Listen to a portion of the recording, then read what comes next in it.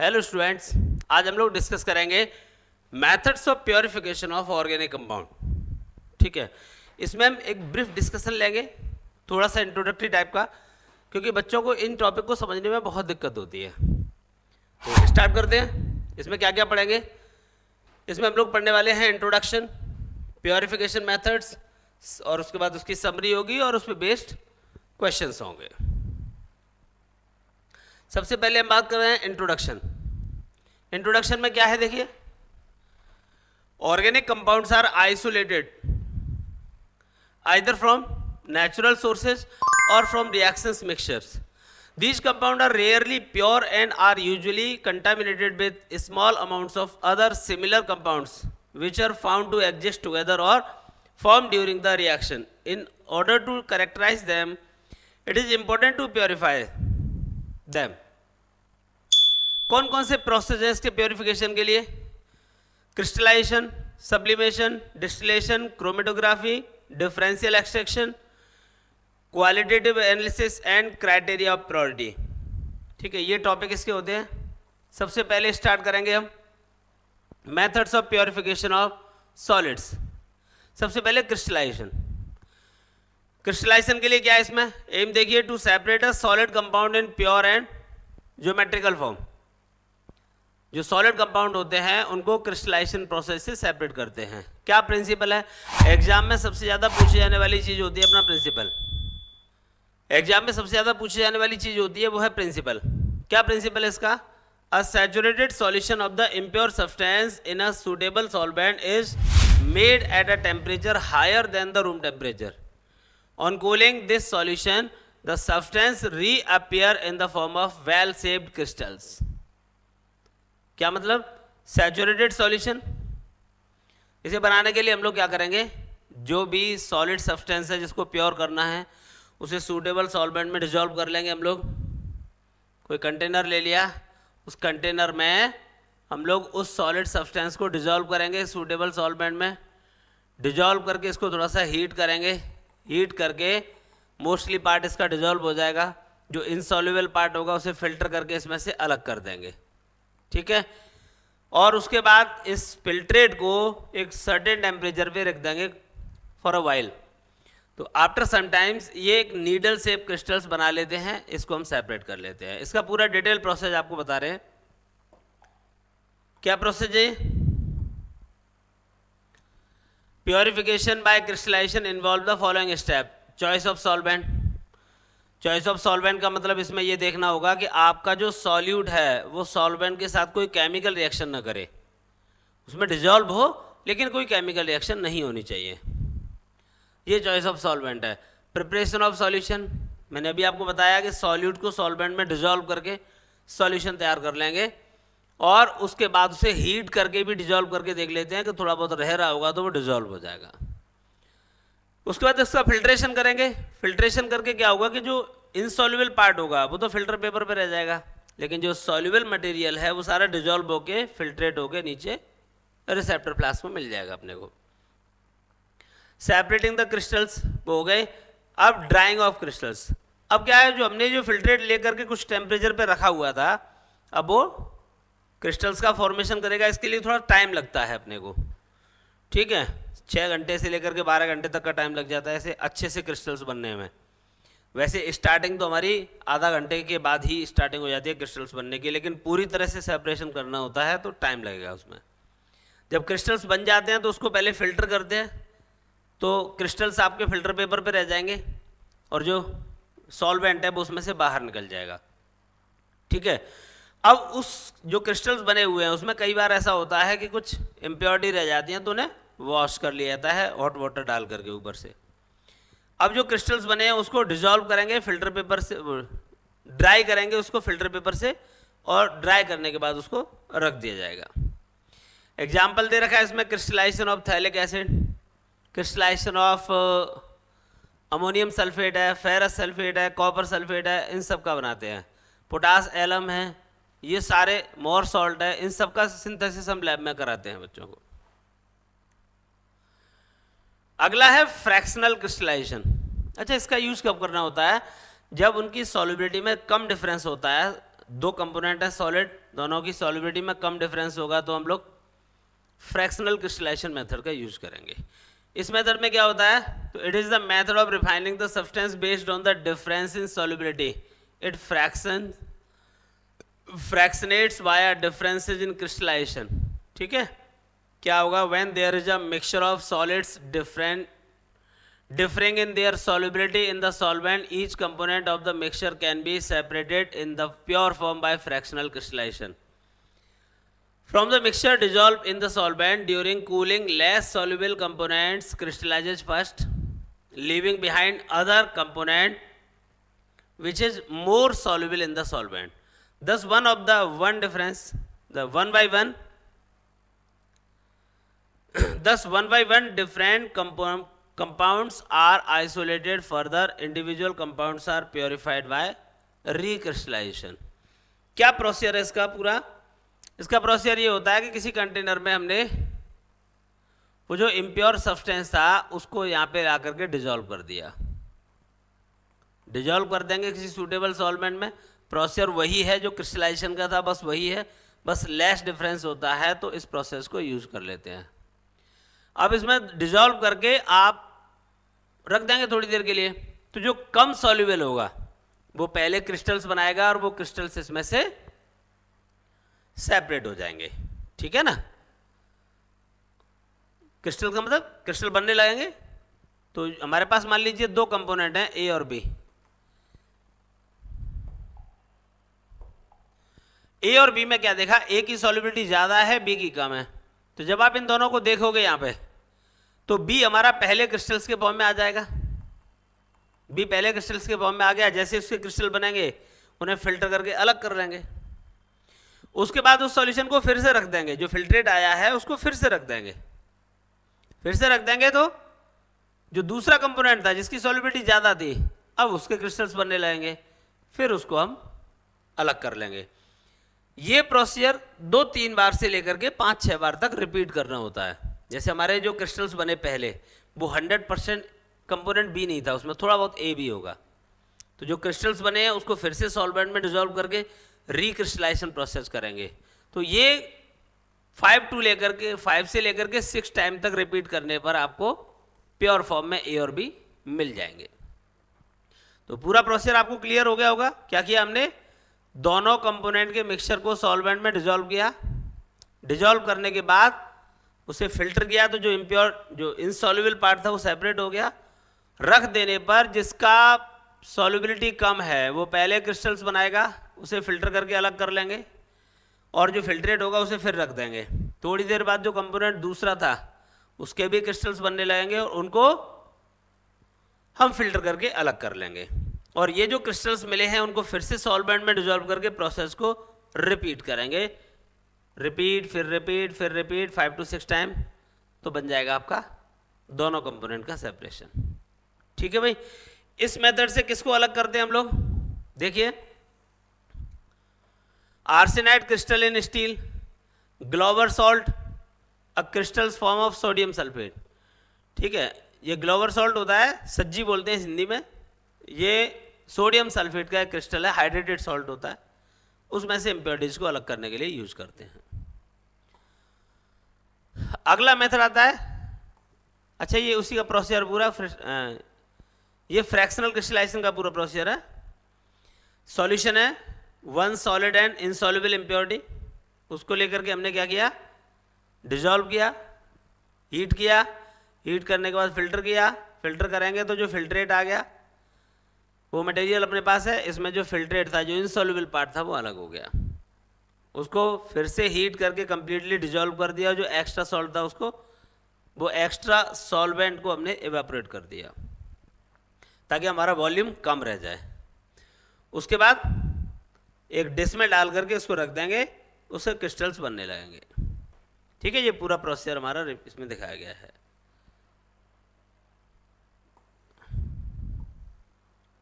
ये डिटेल में उसको दिखाया गया है, वही प्रोसीजर है।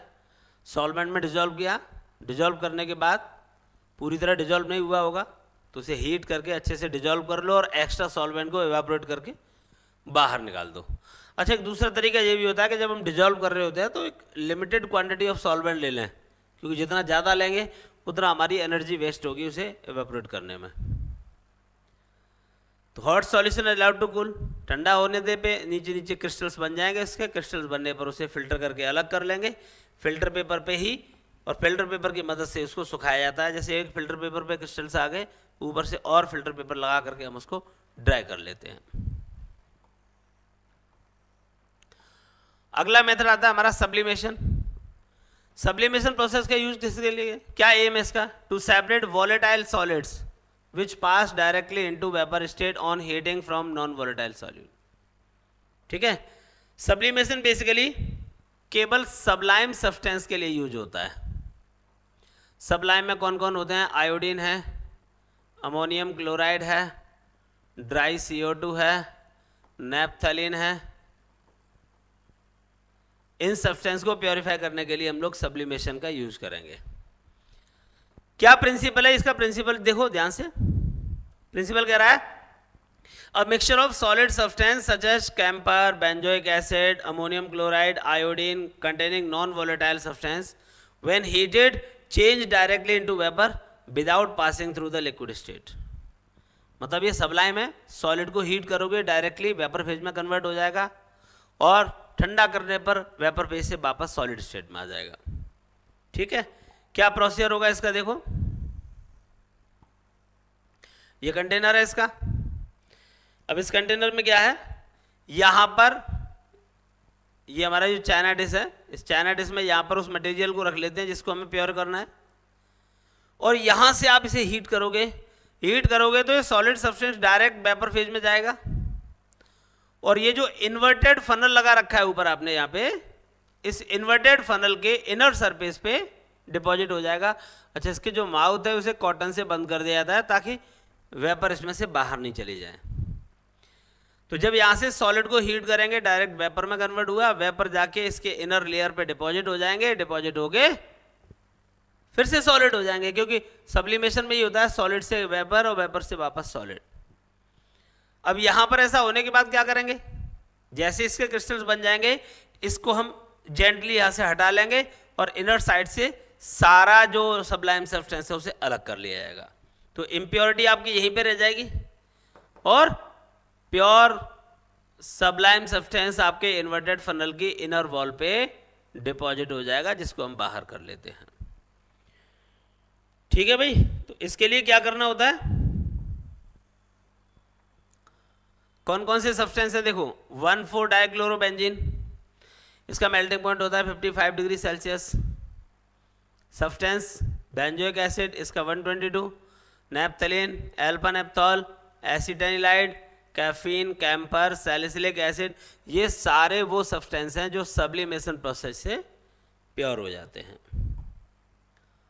अगला प्रोसेस आता है अपना डिस्टिलेशन। क्या एम है इसका? To separate a solution of a solid in a liquid and for separating a solution of two liquids whose boiling point are different. अब यहां पर कंडीशन ये होती है कि अगर आप डिस्टिलेशन प्रोसेस का यूज कर रहे हैं तो आपके टू लिक्विड्स में मोर देन 20 डिग्री सेल्सियस का डिफरेंस होना चाहिए। ठीक है, डिस्टिलेशन के लिए greater than 20 degree, fractional distillation के लिए 10 to 20 डिग्री सेल्सियस का डिफरेंस चलता है। ठीक है, जो अपने बॉइलिंग पॉइंट से लो टेम्परेचर पे ब्रेक हो जाते हैं उसके लिए वैक्यूम डिस्टिलेशन यूज करते हैं, और जिनका वोलेटाइल नेचर कम होता है उनके लिए हम लोग स्टीम डिस्टिलेशन का यूज करेंगे। तो ये आपके सारे मेथड हैं डिस्टिलेशन से रिलेटेड।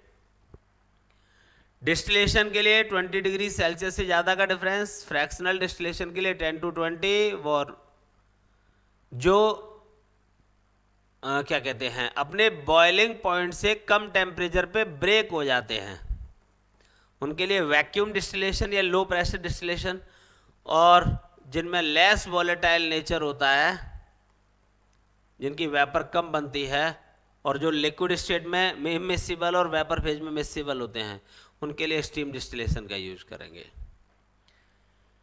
तो यहाँ ये बता रहा है कि to separate a component of solid in a liquid and for separating a solution of two liquids which boiling points are different, इसमें थोड़ा सा और ऐड कर लेंगे, greater than 20 degree Celsius.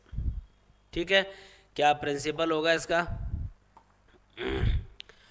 Distillation involve the conversion of a liquid into its vapour upon heating and then cooling the vapours back into the liquid. Distillation involve the conversion of liquid into vapour, heat करोगे liquid से vapour बनेगी, vapour को same time condense करके liquid में convert किया जाता है। तो अगर आप इसका शॉर्टकट में बोलते हैं तो क्या होगा? Heating and condensation, both process takes place simultaneously, इसे हम कहते हैं डिस्टिलेशन। तो इसका प्रिंसिपल है, तो distillation involve the conversion of liquid into vapour upon heating and the cooling the vapours back into the liquid depending on the difference in boiling point of liquids. इसका principle, अब इसमें कई सारे आपको प्रोसेस बताए हैं, मैंने अभी थोड़ी देर पहले डिस्कस किया था इसका। एक एक करके देखते हैं सारे डिस्टिलेशन को। सबसे पहले सिंपल डिस्टिलेशन। सिंपल डिस्टिलेशन में क्या होगा? It is use for separating liquids having boiling point. इसमें क्या होगा? It is use for separating liquids having boiling points different by 10 to 20 degree Celsius. ये थोड़ा सा इसमें ध्यान देंगे, ये 20 डिग्री सेल्सियस से ज्यादा होना चाहिए, ठीक है ना? तो it is use for the separating liquids having boiling point differ by greater than 20 degree Celsius. यहां पर हम लोग करेंगे ग्रेटर देन 20 डिग्री सेल्सियस, ठीक है? The liquid having the lower boiling point distilled over first and the boiling other liquid component is left behind. In this process vaporization and condensation occurs side by side, मतलब simultaneously होता है, ठीक है? Example क्या है इसका? Simple distillation of cyclohexane को toluene mixture से अलग करना है, दोनों के बॉइलिंग पॉइंट में ज़्यादा डिफरेंस होगा तो ये काम करेगा इसमें, ठीक है ना?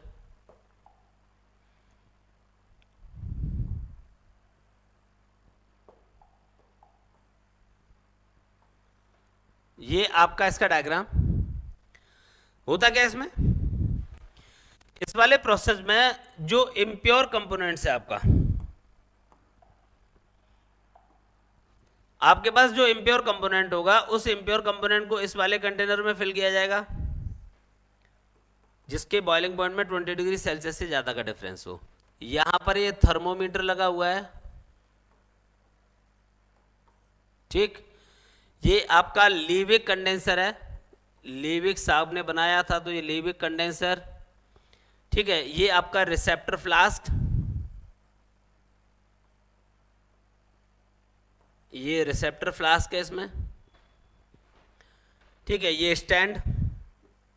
अब यहां पर इसको पूरा फिट करके जैसे हम हीट करेंगे, बंसन बर्नर है आपका,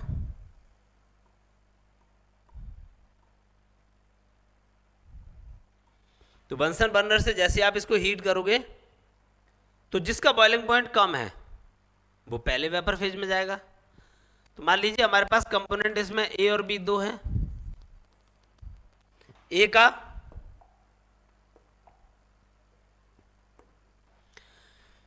बॉइलिंग पॉइंट हमारा ज्यादा है, बी का कम है।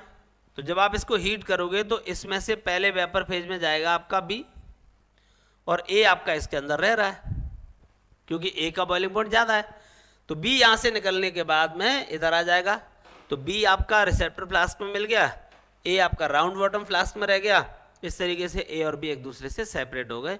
ये प्रोसेस है आपका डिस्टिलेशन का, ठीक है? चलो नेक्स्ट देखते हैं।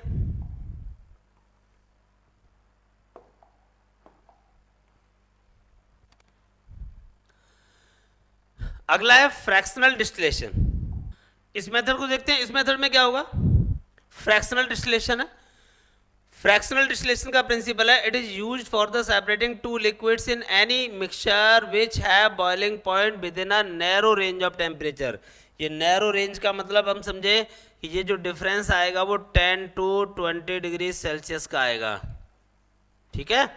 10 to 20 डिग्री सेल्सियस का डिफरेंस होगा तो उसके लिए हम लोग फ्रैक्शनल डिस्टिलेशन प्रोसेस का यूज करेंगे। इस प्रोसेस में बेसिकली क्या होता है, जैसे हमारे पास में दो कंपोनेंट हो गए ए और बी। ए का बॉइलिंग पॉइंट हाई है और बी का बॉइलिंग पॉइंट कम है। दोनों को हमने राउंड बॉटम फ्लास्क में ले लिया, उसके ऊपर एक फ्रैक्शनल कॉलम लगा दिया जाता है, ठीक है। अब जिसका बॉइलिंग पॉइंट कम है वो पहले वेपर फेज में जाएगा और जिसका ज़्यादा है वो बाद में आएगा। तो जब आप हीट कर रहे हो तो जिसका बॉइलिंग पॉइंट कम है वो वेपर फेज में जाएगा, तो ऊपर फ्रैक्शनल कॉलम लगा होता है, उसे टकरा करके वो ठंडा हो जाएगा। ठंडा हो जाएगा तो वापस ऊपर आ रहा होगा, तो ऊपर से बह करके बी आ रहा है, तब तक ए भी ऊपर पहुंच गया क्योंकि दोनों के बॉइलिंग पॉइंट में ऑलरेडी ज़्यादा डिफरेंस नहीं था। तो बी ऊपर से आ रहा होगा, ए नीचे से जा रहा होगा, दोनों में मीटिंग होगी तो ए की हीट बी को ट्रांसफर हो गई। बी यहाँ से फिर से वेपर फेज में जा करके रिसेप्टर से कंडेंसर से निकलता हुआ रिसेप्टर में पहुंच जाएगा और ए वापस राउंड बॉटम फ्लास्क में आ जाएगा। ये इसका प्रोसेस होता है। तो प्रिंसिपल बेसिकली अपने को याद रखना होगा। तो क्या प्रिंसिपल है, it is use for the separating two liquids any mixture which have difference in boiling point about 10 to 20 degrees Celsius. In such case, simple distillation does not give complete separation and modified version called fractional distillation. इस method का use करते हैं petroleum fractions को अलग करने के लिए। Petroleum fractions को अलग करने के लिए हम लोग फ्रैक्शनल डिस्टिलेशन को यूज करते हैं। अलग अलग टेम्परेचर पे अलग अलग फ्रैक्शन आपको देखने को मिलेंगे। कहीं पेट्रोल है, डीजल है, ईथर है, नेफ्ता है, केरोसिन और क्या नाम है, डामर होती है। ये सारी चीज़ें हमें अलग अलग टेम्परेचर पे मिलती हैं, ठीक है। क्या मेथड है इसका, डायग्रामेटिकली देखते हैं इसको।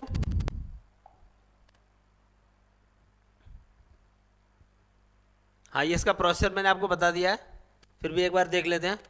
The mixture of liquids taken in distilled flask with the thermometer and condenser is heated.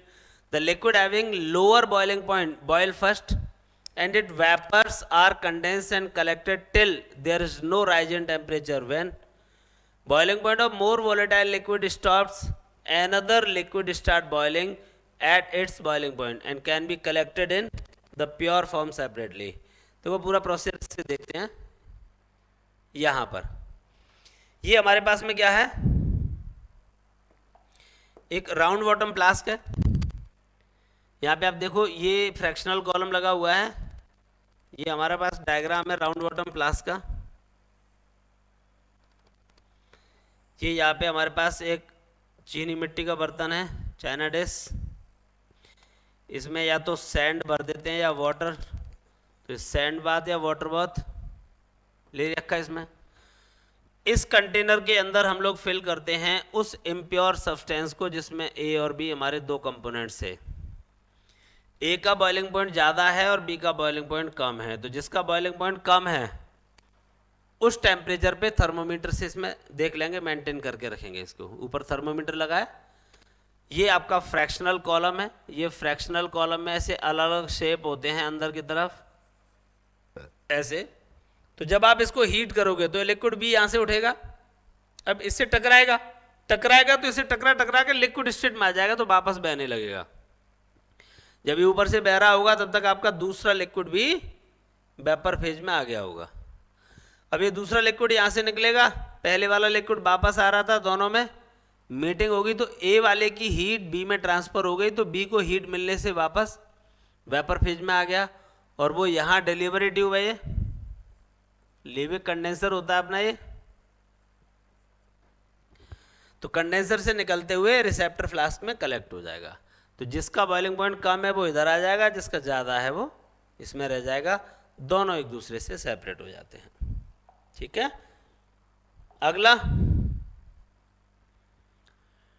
Distillation under reduced pressure और vacuum distillation. Some liquids decompose during heating even before the boiling point. For such liquid, distillation under reduced pressure is used. When external pressure is reduced, the liquid boil at lower temperature than its boiling point. External pressure को कम कर देंगे तो जो liquid होता है वो अपने normal boiling point से कम टेम्परेचर पे बॉयल होना स्टार्ट हो जाता है. ठीक है. Distillation apparatus involve an assembly to reduce external pressure using suction pump as shown in the figure. ऊपर बताइए. Recovery of glycerol is at 298 degrees Celsius, but it can be made to boil at 180 degrees Celsius, decreasing external pressure to 12 mm of Hg. ठीक है. Sugar industry cane juice is concentrated by the process. इसी process से cane sugar से किसको अलग करते हैं? Sugar cane के जूस को. ठीक है. वैक्यूम डिस्टिलेशन से. और मैं बताया था ओजोन है, हाइड्रोजन पेरोक्साइड है, ये सब.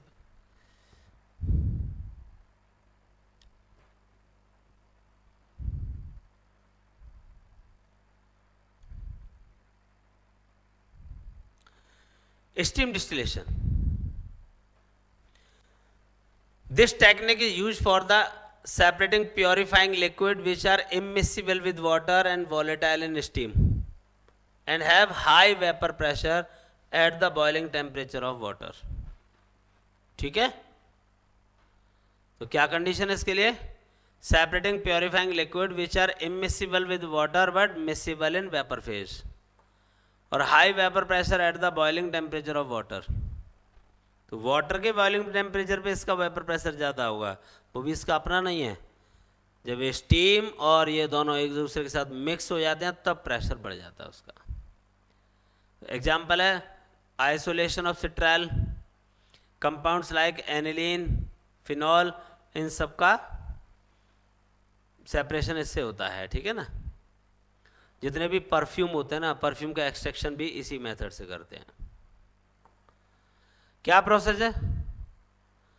Organic mixture together with some water is placed in an round bottom flask from figure which is connected in left side to the steam generating round bottom flask, right side to the water condenser. Heat the mixture to avoid the condensation of steam in it. ठीक है. Mixture को लगातार heat करते रहेंगे, नहीं तो आने वाली स्टीम कंडेंस हो जाएगी. किसके लिए यूज होता है? Some liquid have boiling point such higher than the water but boil at lower temperature. When steam is pass these liquid are usually insoluble in water. This type of liquid are called steam volatile liquid. क्या समझे? Some liquids have boiling points such higher than the water but boils at lower temperature. When steam is passed, these liquids are usually insoluble or soluble in water. This type of liquid are called steam volatile. आपका para nitrophenol और ortho nitrophenol का separation भी इसी method से होता है, क्योंकि वो स्टीम वॉलेटाइल है. ऑर्थो वाला स्टीम वॉलेटाइल होता है, पैरा वाला लेस होता है. In this liquid is heated or wire gauge during which steam is passed through the liquid.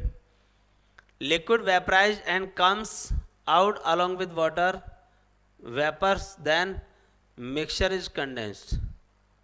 Those which are non-volatile are left in the flask.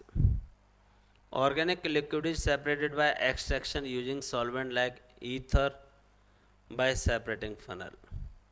इसका diagram है, ये इसे समझो. इसे क्या होता है? इसमें उस ऑर्गेनिक कंपाउंड को रखा जाता है जिसको हमें प्योरीफाई करना है. अब इसको जब हीट करोगे तो इसमें से वेपर बनेगी, बट वो वेपर इतनी पावरफुल नहीं है कि यहां से निकल करके रिसेप्टर फ्लास्क तक चला जाए. उसे एक सहारे की जरूरत होगी.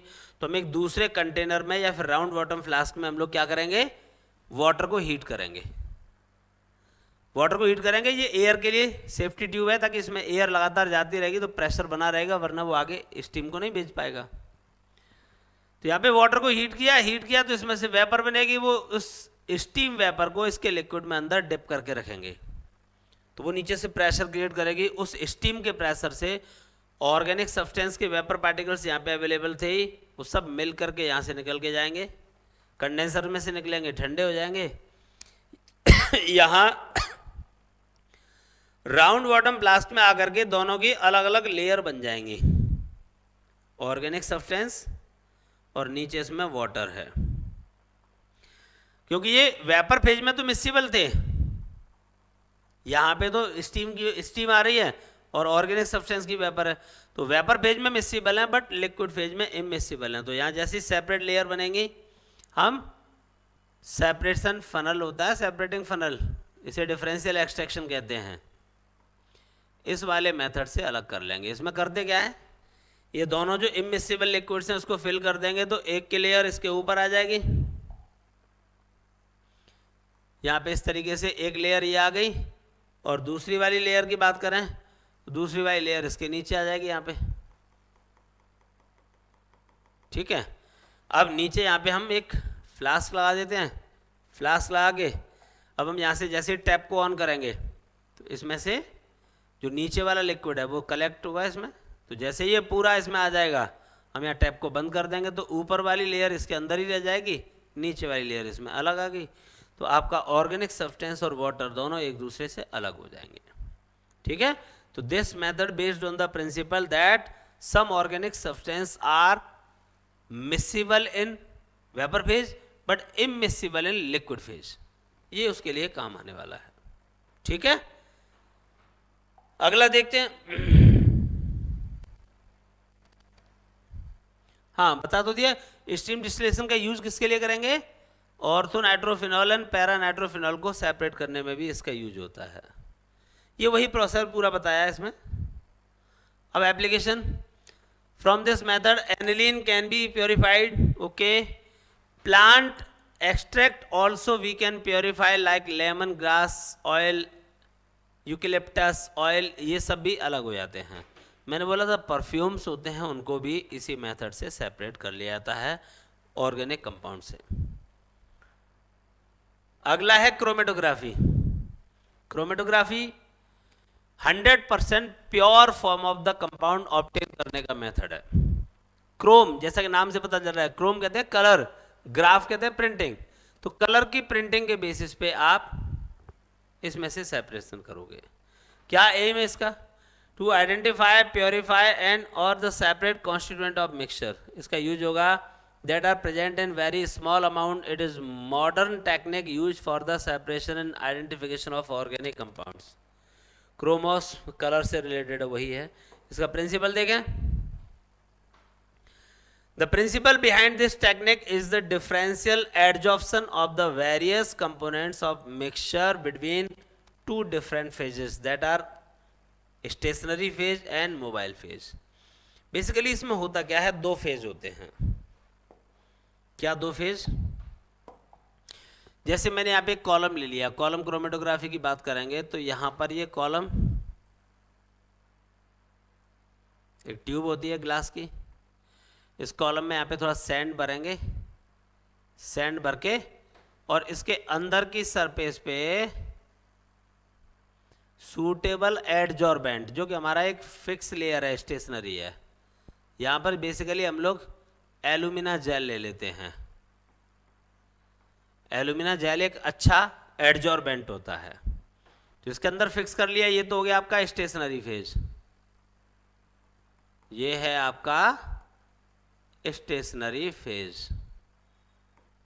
अच्छा, इसके अंदर वो कलर कंपोनेंट होंगे हमारे पास में, जैसे मान लीजिए ए बी सी 3 कंपोनेंट का मिक्सचर है, तो उससे सूटेबल सॉल्वेंट में डिसॉल्व किया, डिसॉल्व करने के बाद उसे फिल्टर करेंगे ताकि इनसॉल्युबल पार्ट निकल जाए।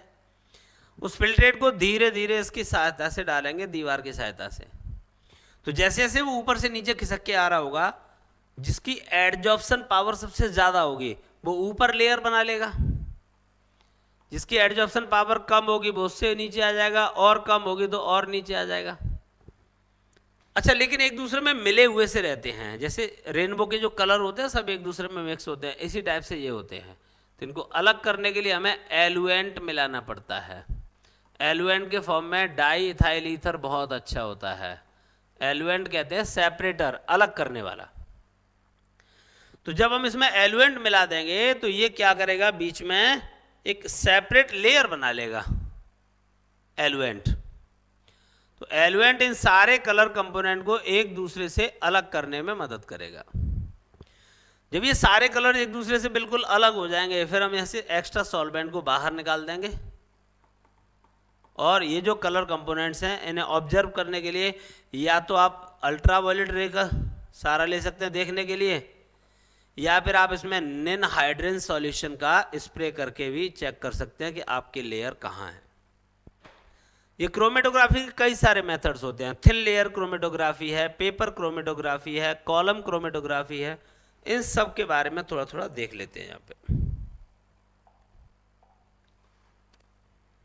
कॉमन एम्प्लॉयड क्रोमेटोग्राफी टेक्निक्स में कॉलम है, पेपर है, असेंडिंग डिसेंडिंग पेपर क्रोमेटोग्राफी वो इसी का पार्ट है। रेडियल पेपर क्रोमेटोग्राफी वो पेपर में से आती है। थिन लेयर क्रोमेटो, तो टीएलसी, पेपर और कॉलम, बेसिकली अपने ये मेथड है। कॉलम वाला मैंने आपको बता दिया अभी, ये पूरा वही प्रोसीजर है, ये वही कॉलम है जिसे हम लोग क्रोमेटोग्राफी कॉलम कहते हैं। थिन लेयर क्रोमेटोग्राफी में क्या होता है, ये डायग्राम होता है थिन लेयर क्रोमेटोग्राफी का। इसमें एक ग्लास का कंटेनर है, यहां पर ये ग्लास प्लेट है, ये प्लेट है आपकी, ये ग्लास प्लेट है।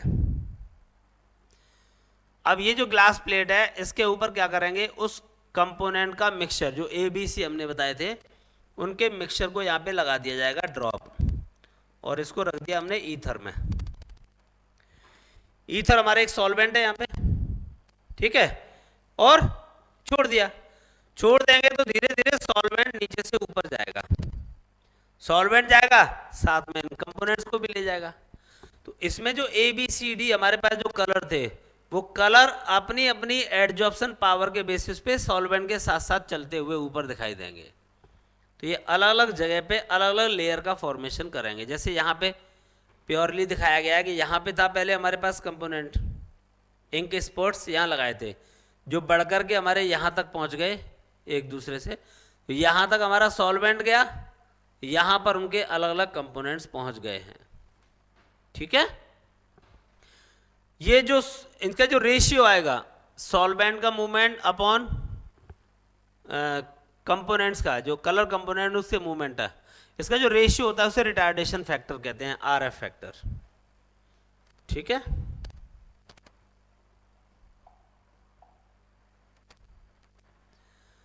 पेपर क्रोमेटोग्राफी वो भी ऑलमोस्ट उसी तरह की है। वहां ग्लास की स्लैब लेकर के उस पर हमने एडजॉर्बेंट डाला था, उसके बाद कलर कंपोनेंट। यहां पर एक बंद चैम्बर होता है, इस बंद चैम्बर में एक हैंगर टाइप का होता है, उस हैंगर पे हम उस पेपर को लेंगे। पेपर क्रोमेटोग्राफी का अलग पेपर आता है, उसमें ऑलरेडी स्टेशनरी फेज होता है, एडजॉर्बेंट उसमें ऑलरेडी अवेलेबल होता है।